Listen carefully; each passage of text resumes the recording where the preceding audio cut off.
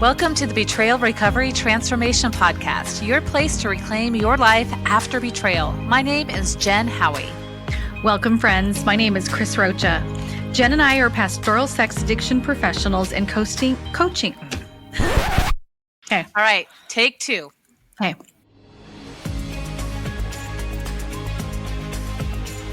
Welcome to the Betrayal Transformation. Just kidding. We do like to transform, but first we must recover. All right, here we go. Take three. My name is Jen Howie. Welcome, friends. My name is Chris Rocha. Jen and I are pastoral sex addiction professionals and coaching experts with over 20 years combined experience. We're so glad you joined us today. We have, as you've already heard, an exciting season of guest speakers coming your way for 2024. But today, we want to introduce you to someone who is near and dear to us. But before we get to the introduction, we do want to ask that you would please remember to like, subscribe, and rate the podcast, because this changes the algorithm and it helps people to find our podcast, thereby hopefully getting some of the help and healing that they need. So if you're happy and you know it, give us a rating. Jen, take the intro away. All right. So on today's podcast, our guest is Adrienne Friesen. And some of you might be thinking, I don't think I've heard her name before. And maybe you haven't, but hopefully you've had someone like Adrienne in your life. I often refer to Adrienne as the person who ran toward my darkness, especially when others didn't know what to do with my grief. And she somehow managed to show up and hold space until I could get back on my feet emotionally. So I love that we're starting. I know we've had a couple of guests already, but I love that we're starting off 2024 with this caliber of a friend, because she has great things to bring to the table today. So, Chris, she's not just a friend of mine, she's a friend of yours as well. I actually had the pleasure of introducing the two of you guys about 20 years ago, which is amazing. Adrienne is a longtime friend of both of ours. And over the last 20 years, she has consistently been through the muck of life with both of us and somehow just seems to know just what to do. I know why, because she uses her gifts. It's obvious that she has the gifts of discernment, counsel, and mercy. And we invited her here today to talk with us about many of the things that she does best, which is one of those things is how to come alongside a woman in trauma. So I almost said with that, why is it, Chris? It's your catchphrase. It is, and I don't want it to be, and here I am. And we're gonna look up ChatGPT and find no, you some. We're gonna put that phrase in there and say, come up with alternative catches for us. It won't matter. It won't matter. It just pours out of me. And with that, welcome to the podcast, Miss Adrienne. Oh, well, thank you guys. Honestly, what a truly humbling introduction. I don't know that I deserve that, but I will take it. We know that you do, so you take it. Just remind me all the time. And I just want to say really fast, this might end up being a great podcast for someone who asks a friend, how can I show up for you right now? So listeners, if you are a woman going through betrayal, and you have people that want to help you but don't quite know how, this might be a great podcast to send them or share with them. You can share it with family members and even, pastoral helpers. This might be a good one. I agree. So, Adrienne, tell us a little bit about yourself. Let our listeners get to know who you are. You didn't tell me that was a question. We figured you didn't need to prep for that one. No. Honestly, I do. What do I say? Are you married? Do you have children? I am. Yes. Do you have pets? I am married, going on 12 years, a blended family of 5, 2 of my own biological boys, 22 and 25, and 3 bonus babies, not babies anymore, 19, 21, and 23. So yes, married, children, check, 2 cats, sleeping where I can see them. That's me. Beautiful. Thanks, Thanks. Adrienne. Yeah. All right. Well, we're so glad that you're here. Thank you. We've been talking about this for a year, it seems like. We So have. it's really fun to have it be happening right now. So let's cut to the chase. And as Jen would say, let's dive right in. Let's dive Adrienne, right in. can you tell us about a time when you were able to support a friend who was dealing with the aftermath of betrayal? What took place that made a positive impact during that situation? Hard situation. I'm smiling because you said a time. So I did have to pre-think this Or one because 20 one time, times. 20 times, there's many times. God keeps bringing you people, doesn't he? Yeah, very unexpectedly. So I will say the first one that jumps into mind is when Jen was walking through her betrayal. I think that was, without thinking too deeply and too far back, that's the one that really gets my attention as a primary experience. And the day that it hit that proverbial fan was a very gut instinct day. It was a gut instinct. It was just to go.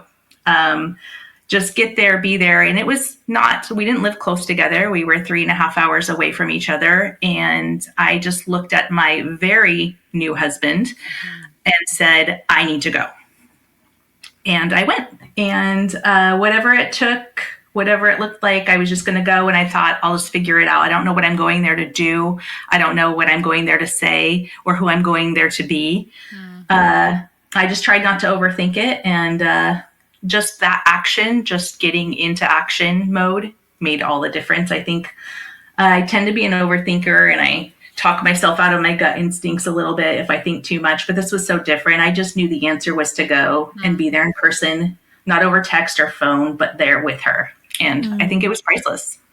Oh, I will Oh, affirm. Jen, can you speak to that? Yes, I can. I feel like I should be interviewing the two of you. So Jen, what was that experience like for you? Yes, I will say it was actually, thank you, Chris. That's a great question because I was so afraid to tell anyone what was taking place in my marriage because my first marriage had failed and I didn't want anyone to know that this one was perceivingly going to fail as well. And so it was really scary. I didn't know how she was going to respond. We had never been through, I'd never been through this type crisis with anyone, but I didn't know how she was going to respond. And she came and she showed up, and I cannot say enough how much that mattered, just showing up and sitting there. And she didn't try to comfort me. But she comforted me just with her presence. She didn't try to say the right things. Maybe she did. But I don't remember. But in my mind, she just held space. And I'm starting to hate the term hold space. I can't think of a better way to say it though. But she really did. And here's a funny little fact. Adrienne loves music. That's one thing she didn't share about herself. She loves also the Blazers, the Portland Trailblazers. Wow. Let's not get into that right now. But it's true. It's true. I will fight about it if you want to. Okay. Yes. But music. Yes. I've never seen a bigger Blazers fan than Adrienne. But she part of the things that she loves is music. And she introduced me to Pink. I hadn't really heard of Pink before. And, oh my gosh, did that resonate with me so much. The music she had introduced me to had really helped me tap into what I was experiencing. I needed to tap into strength and tenaciousness and you needed an anthem. I needed an anthem. Yeah. And, I can't remember the name of the song right now off the top of my head, but just give me a reason. A little bit's enough. Just a second. We're not broken, but bent. Is that how it goes? And that's what I needed. She showed up, she held space, and then gave me the song that says, we're not broken, we're just bent. And those words kind of held me together for that first week. We're not broken. We're just bent. We're not broken. We're just bent. And so, and we will learn to love again. and we will learn to love again. And I didn't know that my marriage was going to make it. And as you guys know, it's been a long, difficult journey.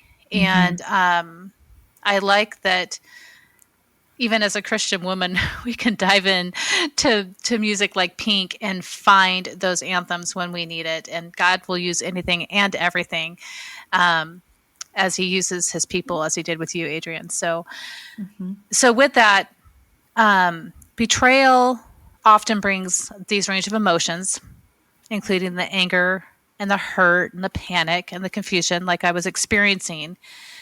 How would you say a friend can create that safe space like you did for the betrayed friend to share their feelings without feeling judged? Because that was, I think I knew you weren't going to judge me, but how would you explain to others how to hold space for that without judgment? It's such a good question, because I think the first thing we feel when we're so exposed and vulnerable is easily judged. So honestly, I've experienced devastating betrayal, so it wasn't too difficult to tap into what did it feel like? What were the range of emotions? How do I remind myself of that while being this other person? It starts to feel natural for me to get into the shoes of the person I'm supporting. So it's just kind of a moment where I just do a little introspection and find that space within myself that's there. It will always live there. You know how to tap into it. It's so raw and real. It's just, I don't know. There's almost no way to get out of it once you need to tap into it. And I think you have to continue to remind yourself not to try to manipulate those moments or push too fast through that initial wild ride that you are on, or that someone else is on. And you just hold space, if you will, Jen, for that loved one in trauma to find some footing and solid ground. In those first moments, the range of emotions is insane. It's intense, confusing, hurtful, devastating.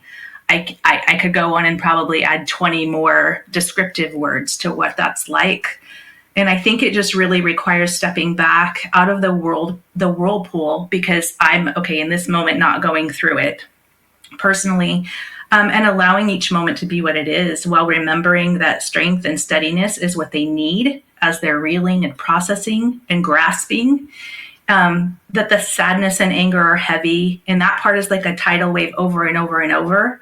And sometimes it goes on for way longer than expected. And I think learning to ride that wave, being in the boat with someone else who's going through that, listening and loving and truly showing up there.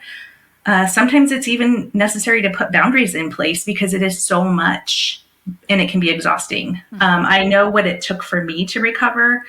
So I really tend to tap into that and just try to go there, get there, and be there.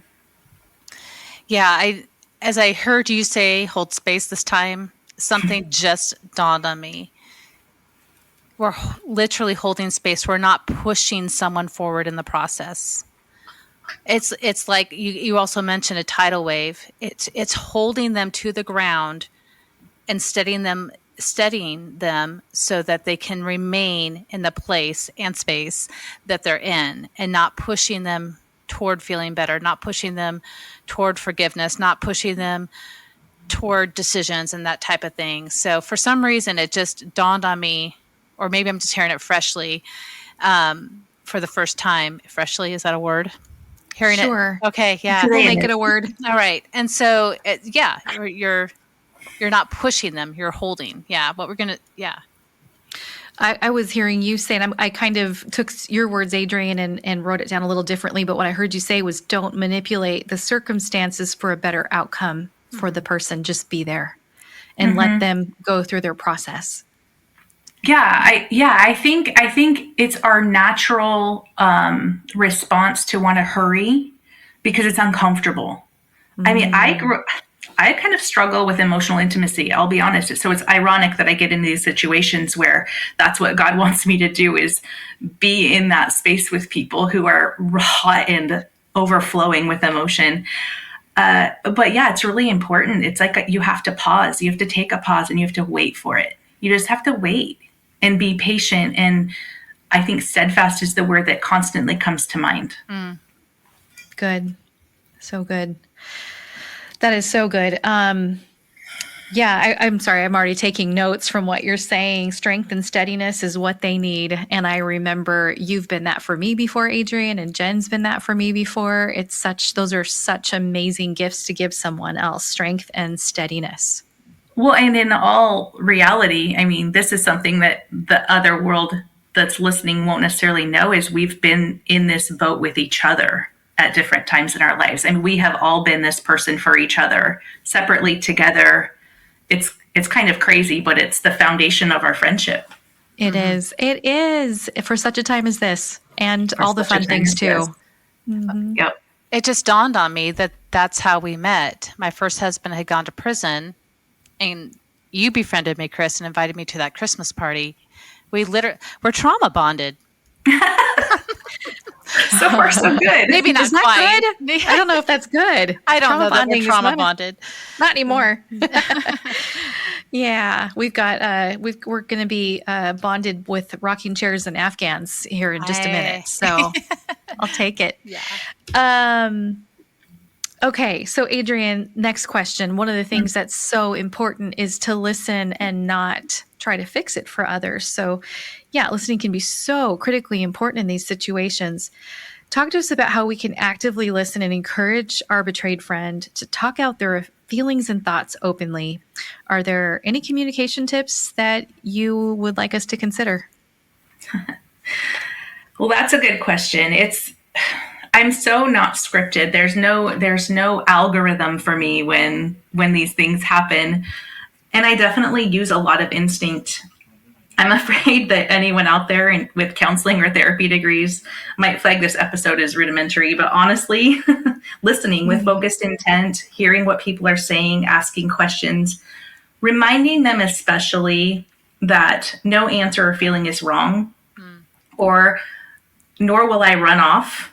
Even if you're like me and struggle with emotional intimacy, like I already mentioned, it is intense, but reminding the person going through all of it that you're there is so much of it. I think using humor when it gets too deep, and sometimes you need a little comedic relief, super important. I like that spot best. So agree. That's where I'm most comfortable. But those are my go-tos. It's unscripted. It's a really super intuitive experience for me. Yeah. And as a result, you get to take that intuition and share it with us for those who don't necessarily have the ability to tap into that type of intuition.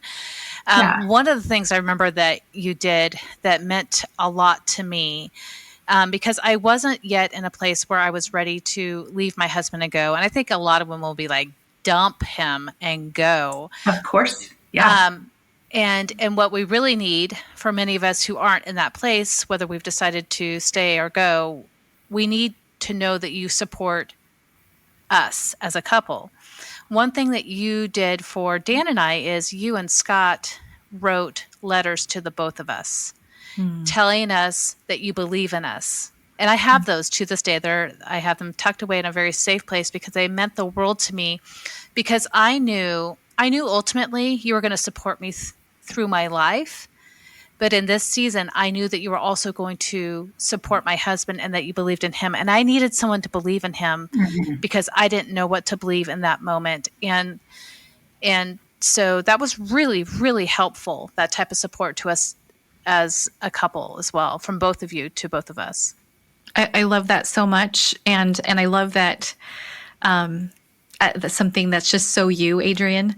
But what that did, I'm sure, was took the pressure off of you, Jen, to, any inkling you'd have to want to defend or explain or minimize, what was going on. That I know I felt a deep desire to protect my husband and his reputation. I didn't want to throw him under the bus, but at the same time, I needed to be seen and heard. And you both did that so well for me when it was my turn. And in the letters, I'm sure, correct me if I'm wrong, Jen, but that took off that pressure for you to worry about what she was thinking or what Scott was thinking about Dan, and to just really love you guys. Would you say that's accurate? Yeah, not only would I say is that accurate, but I would also add it gave me permission to step into the anger role.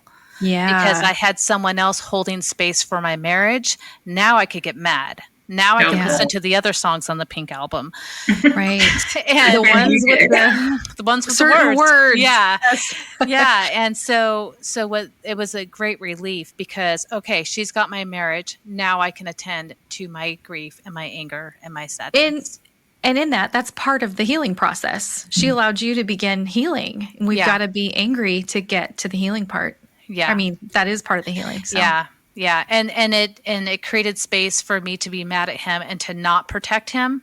I finally had this opportunity, I shouldn't say finally, because it was really within the first week, but it felt like a year, the first day feels like a year and you're waking up over and over and over again and smacked by this tidal wave every day.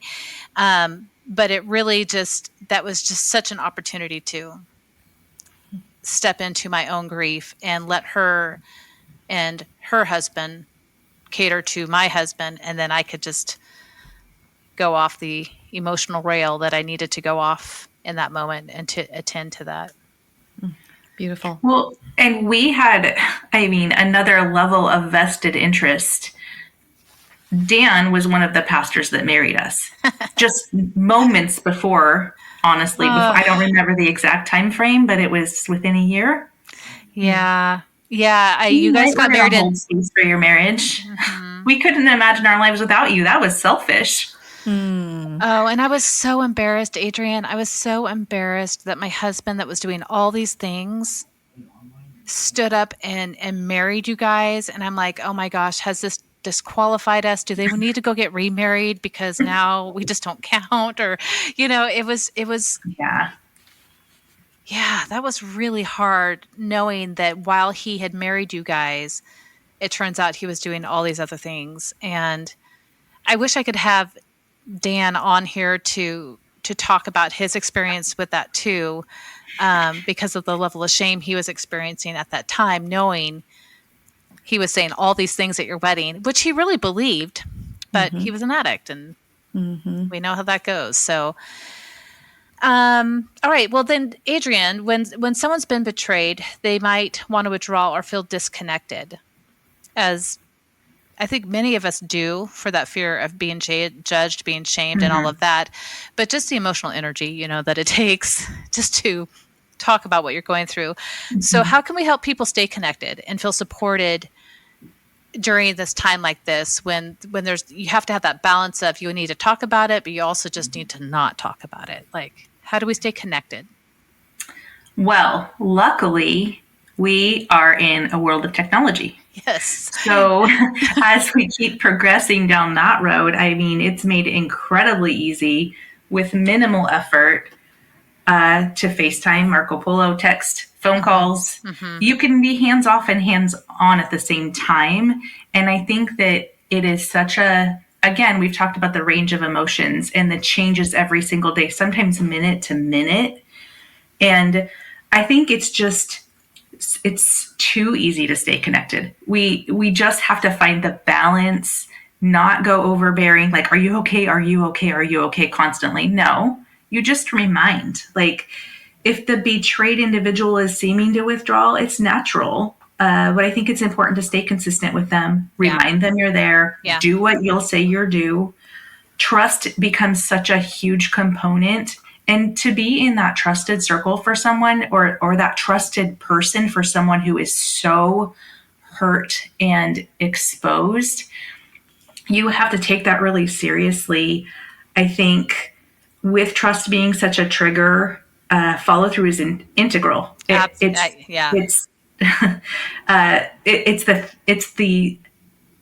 thing that will. Yeah, it's the lifeblood, and it starts the baby steps of the healing process. Trust someone a little bit, just a little bit. Of course, you're going to go through all sorts of feelings about trusting anyone. But it's a big deal and it's a big responsibility to walk through this with someone, and you have to be patient. And it requires love and commitment. I think it's super dependent on the person you're dealing with. We all need different things at different times, and it's important to read the person, the situation, adjust your responses accordingly. It can't be it's not a cookie cutter. There's no like blueprint for how to do it. It's very, I keep saying the word intuitive, but it is. Mm-hmm. Yeah. Mm-hmm. Yeah. A couple things come to mind as you're talking. One is, I know, I think both of you asked me this. What do you need right now? How can I show up for you best? Mm-hmm. That's such a beautiful question to ask someone. And maybe they won't be able to identify it right away, what they need. But you could say, when you know, you let me know. And if I can do it, I will show up for you that way. Absolutely. And I think it's important to remember that they might not know. They might not know enough to be able to tell you. So that's when you can step into, okay, what would I want? And go gently into that. It could be as simple as asking if they ate that day. Yes. I mean, we have DoorDash and Uber Eats and Costco can deliver. Like there are little things. A water bottle with the little marks on the side to make sure that they're getting their water in for the day. Yeah. Right. It's just reminding someone in a small way that they are special. They're seen, they're heard, they're thought of, no matter what it looks like. Yeah. And it's the little things at this point that send the biggest message of love and value. And it is so desperately needed. Mm-hmm. Yeah. I think about something else you did for me. Get up, get your shoes on. I don't want to. Get up, get your shoes on. We're just going to do one lap around the park. That's it. Come on. On. Okay. We're going to get a cup of coffee. I don't want to get a cup of coffee. It's just one cup of coffee. And granted, you sort of alluded to the read the room. So I think it's good to take that deep pause and read the room. But I also think it's important, and I don't know if this is true for everyone, but I will say that it was true for me, Chris. You can speak to this, but sometimes having someone else make a decision, because when you are in betrayal brain, your decision-making ability kind of goes offline, and it's kind of nice to have someone say, we're going to go eat this, and you probably will take 2 bites and be done. But, it's really nice to have someone step in and say, come on, this is what we're doing. Let's do it. Yeah, so you don't have to make the decisions. I would say that, but that initial betrayal, I don't know what you guys felt, but to me, it felt like a lobotomy. I could not think. Yeah. I couldn't feel. I was just numb. I was just vibrating. And for someone to come alongside, you guys to come alongside and say, okay, exactly what you guys are talking about. This is what we're going to do. This is what, okay. Like Jen, I remember you saying, you are going to join my group. You're going to join this betrayal group, and that's going to be a start. You're going to call your therapist as soon as we hang up the phone, and just having someone there to help you think. This is interesting. This brings up another point. Is I realize now, as we're talking to the both of you, can speak like that to me in my life. But if my kids went through this, that would be such a mom mode, right? Because of the relationship difference. So for those of you who may not have a Chris or Adrienne in your life, like I do, or you have a dual relationship, like a counselor, friend / sister, mother, whatever the dual relationship might be. I think it's important. I think this is a question that most people could be able to answer in the moment, which would be, do you need me to be a mom, or do you need me to be a friend right now? Yeah. Which hat do you need me to put on? Right. What do you need right now? I just need you to be a friend. Okay, great. Then I'm not going to tell them, I'm not going to say, get up, we're going to go for a walk. Depending on if it were one of my children or something like that, it really does depend on the relationship. But it's a great question to ask if you're in a dual relationship with someone. That's a great point.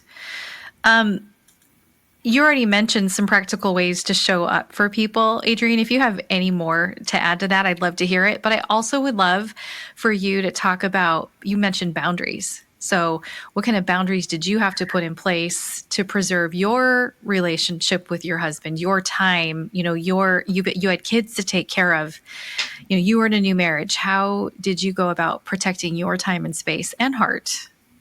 Yeah, it's a hard place to be, holding that kind of space. Jen, I'm going to laugh every time I say it now.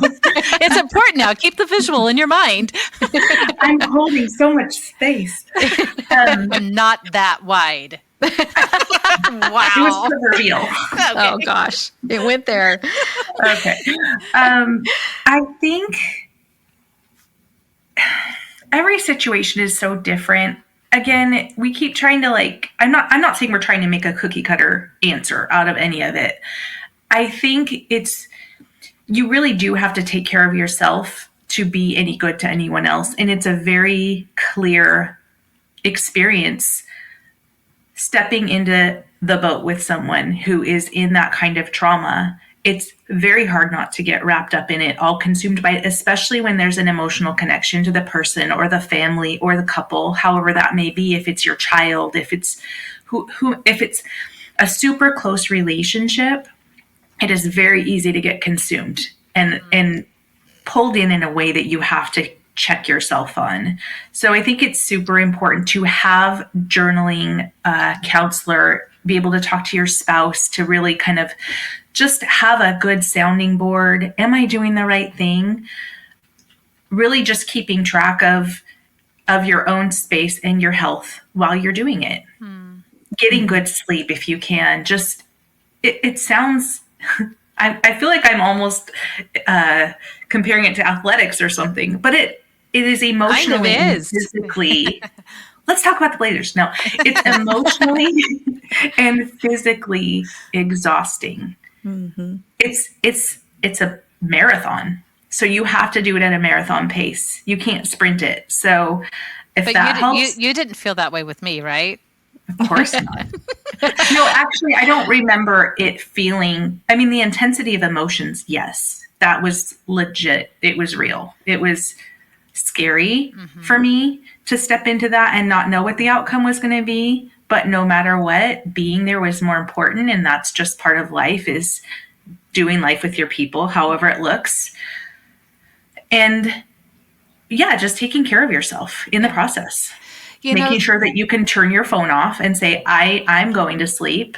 If you need me, send me a text and I'll get back to you in the morning or after dinner, or, just putting some very kind boundaries down, but being flexible if there's moments that need to be addressed or attended to. Right. Yeah. The chaos is going to be there in the morning for that person. Yeah. And they'll survive 8 hours without you, Hopefully. Yeah. I do have one question, something I hadn't really thought of. I don't really think of until now. So I'm sorry if this puts you on the spot. My question is, through the years, initially you stepped up and you walked into this role and you, like I said, ran to our darkness and were there for us. What was it like as that happened over and over and over the last 10 years? Like, I think initially sometimes we'll rise to an occasion. We're like, okay, this person needs me in this dramatic moment. But you watch Dan and I do this over and over and over again. On a scale from 1 to 10, how hard was that? Was that, I mean, this feels tricky. It does. And you can be completely honest. I'd love to hear your honest answer around that. I think a scale of 1 to 10 would be impossible, because I can't register. Can't quantify that on a 1 to 10. Not possible. I think that the hardest part is the fear, because we're family now. We've been doing this, the three of us, for 20 plus years. Mm-hmm. It's family. Yeah. What ifs are the scariest part. The standing in the boat, the getting in there in the muck and the mud, the hard stuff that is hard, but I think the idea of what if there's a last time? What if this falls apart and there's nothing we can do? It's like, it'd be like a divorce of friends. Yeah. I mean, not necessarily. I just wouldn't know how I'd hold it together differently, right? It seems so much easier just to keep plugging in and trudging on and doing the hard things together because we're all still together. Yeah. I'm curious, Chris, how you would answer that as well, because I remember the last relapse Dan had, you told Todd, I don't know that Jen's going to stick around for another round of this. That was definitely fear talking. Yeah, I felt that too. Yeah. And honestly, I didn't know if I was going to stick around for another round either, but just as my friends who watched us, initially that's one thing, but to watch your couple friends for 10 years go through this over and over again, I just imagine that it just must have been really difficult to not know. And yet it appeared to me that neither one of you pulled away from me. No, we do know this. This isn't our first rodeo. We know how to. We know, just to use that analogy. We know how to ride this horse. We know the language. You and I talk on this podcast a lot about how there's a language that comes with betrayal trauma. So we knew the tools. We knew the questions to ask. We know about accountability. We knew the steps that needed to be taken. So we could speak the language with each other. I also love, this is a Christian podcast and it's not up to us. We don't do this in our strength. We do this. It's, we've got God that we can lean on. He can fill us, the caretakers, the nurturers. So we've got a higher source that we can draw strength from. So what was it like? I mean, it's like any time that you walk alongside of a couple who's in trouble, their marriage is in crisis for whatever reason, it would be such a bummer. It would be so devastating if that marriage ceased to exist. But I personally, and I know, Adrienne, I know you well enough to know that our brains don't go to that what if. We stay in the moment. God gives us manna for today. And that's kind of where Todd and I were at. We wanted to get you guys, and I know Scott and Adrienne are the same way. We wanted to be able to be part of that manna that you and Dan needed for that day. And it is really a one step at a time. One of the things that is so helpful is to remember for our own selves, the person walking alongside, but also the person going through the trauma, that God says he'll give us manna for today. So don't worry about tomorrow. Let's stay right here in this moment and handle this. So can you see the tears in my eyes? Yeah. Yeah. What are you thinking? This is why Dan and I have to continue doing what we're doing, because there's so many people out there who don't have a Chris and Adrienne in their life. Or Jen. Yeah. Yes, or Dan in this case, because of the coaching that we do together. And, love Dan. I do too. Love what he's doing. Yeah. And how he's redeeming his life story, and how together we're redeeming the marriage that we have. But there's so many people that don't have people like you guys in their lives. And so I was teary because this is exactly why we have to keep doing what we're doing. It's manna for today. Anytime we're placed in someone's life, even if it's at the grocery store, even if it's the cashier, even if it's the woman in the car next to you at the stoplight, we could be someone's manna. And we have to keep that in the forefront as much as we possibly can, because sometimes just a kind smile is what someone needs just to hold on to for that moment. Who knows? I remember getting text messages from you, Jen, saying, "How can I pray for you today?" And it was not anything like "Good morning" or, no segue, just bam. How can I pray for you today? Right, because I knew it was on your mind, so that we didn't need to do introductions. Right? Yeah. Well, and just going back to what we were talking about with boundaries, we could keep going. We can keep going for others because, like we've talked about other times on this podcast, is the Bible says, love your neighbor as you love yourself. And it assumes that you're taking very good care of yourself. So as as caretakers, as those people holding space, coming alongside, we really do need to prioritize our health and well-being, whether you're a betrayal trauma coach or counselor or a friend or a family member who is walking alongside someone who is going through betrayal. We need to make sure that we're getting enough sleep, that we're turning our phones off, that we have, like for Todd and I, scheduled date nights where the phones stay in the car and nothing's invading that space, prioritizing your own marriage, remembering this isn't happening to you.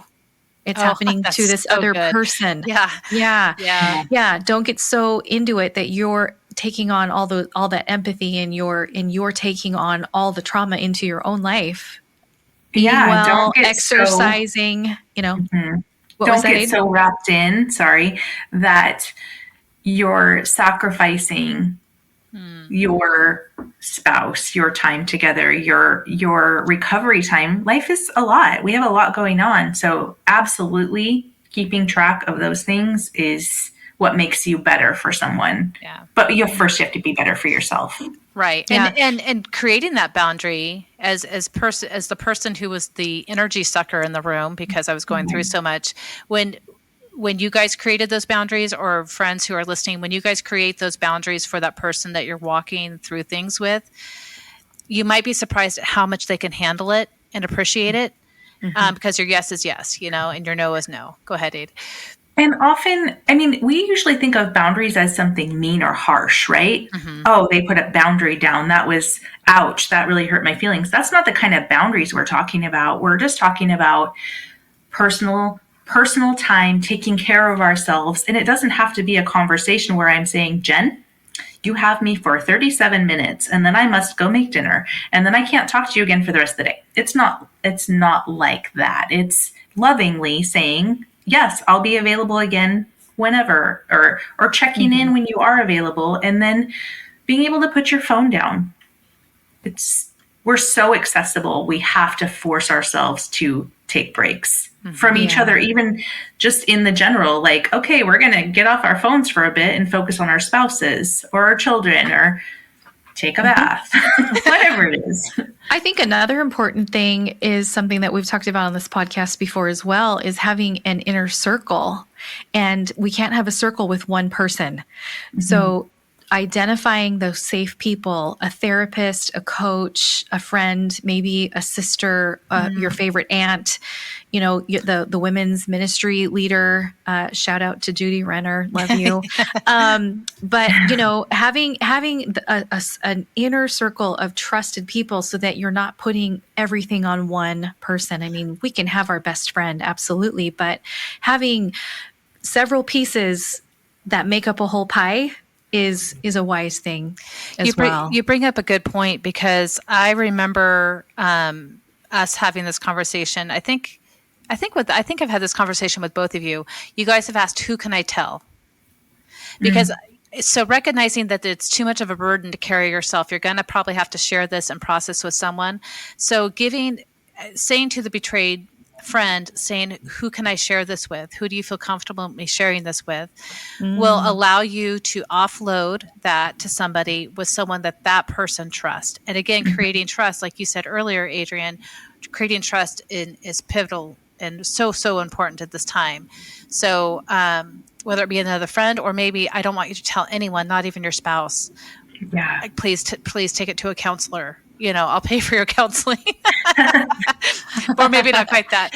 Adrienne, I'm curious though, as you were going through all this, did you find anything in your experiences to be unhelpful?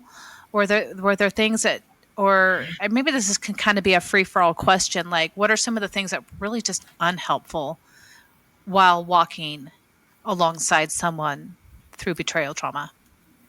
Gosh, I don't know if I have an answer off the top of my head for that. What about you, Chris? Things that come to mind when I was going through my betrayal season of, trying to recover from that and find my sea legs again, was anyone telling me what to do. Now it's different. It's different than get up and put your shoes on. We're going for a walk. I'm not saying that. That's great. But someone telling me, you have to leave him, or Right. no one did. Thankfully. But someone saying, well, you have to read this book. It's gonna, read the book or listen Let me to this shove this down podcast. your throat. You can offer suggestions, you can offer help, but telling someone what to do, I got to the point where I had so much I had put on myself that I was feeling waterboarded. Like I was choking on all of it and I just couldn't handle it anymore. So, judgment, don't judge. Just, I like what you said earlier, Adrienne, ask clarifying questions. So many questions. Jen, one of the best questions you taught me was to ask, what emotion are you trying to outrun right now? How can I pray for you today? So, and not assuming, and then not assuming anything, but just asking questions. And, what about you, Jen? What did you find to be unhelpful? I didn't experience this so much in my second marriage, but my first marriage was, because everything was so public, it was all the scripture. And I don't know if I would go as far to say that there was some spiritual bypassing that was taking place. And I think people meant well. But regardless, I think that happens when people assume what you need to hear. Rather, that they assume that their heart intent is going to be communicated effectively. And sometimes we just have to share those scriptures because God's put it on our heart, and we do that out of obedience because God says, share this with them.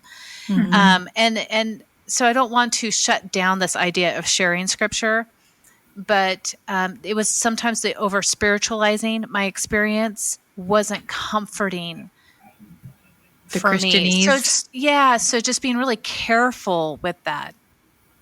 Well, and great segue. The thing that came to mind is when someone is in trauma and the anger hits, and it will if things are progressing correctly, and that you have to get to anger. I think getting into the space where you jump in with the person who's in trauma. Like if Jen or Chris, I had jumped in and started talking trash about your husband, or I think so many people feel like that's being supportive when really it's super damaging, because when a couple works things out, you can't take that back. And it's super important to remember that because it matters. That's such a great point. I said, you can't unsay it. So it's if Jen says to me, he is a bleepity bleep, I'm over this and done. Yeah, I can understand why you'd feel that way. Is way more powerful and important than saying, yes, he is, and you should go and do it back, retaliate, or whatever it is that makes you feel better. That's just going to have a whole different outcome. Not helpful. Which just speaks to the importance of being very careful about who you let into your inner circle, choosing those support people wisely, because you can't unring that bell. But unfortunately, you also can't foresee that before it happens. Yeah. So it's when the rubber meets the road, you're going to learn some things about yourself, about your people. Yeah. Some are going to make the cut. Some are not. If they can't do hard, some people can't go do that with you. And that's okay. And that's another thing to remember is some people can't do it with you, and it's not personal. Oh my gosh. Good. That is, can you just say that again? Probably not. I'm supposed to say mic drop now. Sorry. No, I didn't say that one. That was a mic drop. Say that again, please. It's important to remember that people cannot always come alongside you and do the hard with you. And it's not about you. It's about them, just as all of these things are. But people's responses are about what they're available for. Yeah. And it's okay. It is okay. It's okay. It is disappointing, but it really is okay. We had friends that had done that, and and that was very painful. And it took me a long time to understand that that's okay. What we were going through was a lot. They didn't know how to respond, and they were struggling. And so I can't judge their inability to hold space for that season. That just means that God has someone else in that season, and it's okay if someone walks away and can't handle it. Yeah. That just goes to identity too, that we have specific gifts and strengths and talents, spiritual gifts, personalities. We've all been put here for a purpose, and we've been equipped by our Creator to do a specific work. And Adrienne, like I said at the top of the show, you are clearly gifted with discernment and wisdom, and you have such a gift with words, and a gift with holding space. A gift of sarcasm. I do. Yes, I do. Yes, which turns into the gift of humor. That's the humor part. It's very important. Yeah. So, which actually I don't think Paul wrote about that, but we can just put that in the side notes. Yeah, of the spiritual gift of sarcasm. I don't think that's in there, but maybe we can chat with him. Not so positive things about sarcasm in the Bible. Oh, you're right. I'm aware of it. But these other people, though, that can't go through this incredibly intense betrayal trauma might be the person to leave a casserole on your door, or maybe they're here to be here in a different season of your life, or to help you with something, a different situation. So we cannot be all things to all people. God's given us specific purposes for specific times. Yeah. So. Yeah, absolutely. Okay. So Adrienne, as we're closing this out, and this has been such a rich conversation, I've loved it. Do you have a word of encouragement that you would like to leave for our listeners with? A word of encouragement, or just a closing thought? My word of encouragement, well, it might just not be one word because I'm not very gifted at being concise. That's okay. That's what I know. I use lots of words. I would say that for the person going through the trauma, just to know that God is going to give you that manna, and there might be pain that comes with those who can't step in with you. But like we talked about, there will always be people who can, or someone that can be your person. And then I think for the friend or person that's going through trauma with someone, just grace and patience and love, because that is where we get good things. We get good things from having those qualities, and having grace for people who are in the ugly, super important. And that's what I would want. That's what I did want, was to be able to be who I was, where I was, and it was okay. Unconditional love. Share that. Yeah. That's awesome. Thank you. That's perfect. Not a mic drop, but hey. I already did one of those. Yeah. And you can't do them every day. Yeah. Don't get greedy, Adrienne. One mic drop per episode. You know me so well. Yeah. Well, Ade, thank you just so much for being here today. Not only do we appreciate you being willing to share your insights, but I guess this is an opportunity for Chris and I to publicly thank you for your steadfastness, for your wisdom, your guidance, and the love, unconditional love that you've shown us. So I don't know where I'd be without you today. I'm really glad I don't have to figure that piece out, and that you are here for the long haul. So, and thank you for equipping others to show up in other people's lives as well. So, I think I've said thank you a few times now. Thank you. On my heart that I want to be a helpful person. I know that I don't always have all the perfect things to say, but being there is super important for me. And I can say right back to the two of you, ditto. Thank you. You both have walked through things with me that were terribly hard and in the same sort of painful. And I don't know where I would be without you. Love it. Can Love you how feel the love tonight? Oh gosh. If you get that song stuck in my head, please cut that out. Producers, take that out. Our listeners don't need to. No way. We're singing.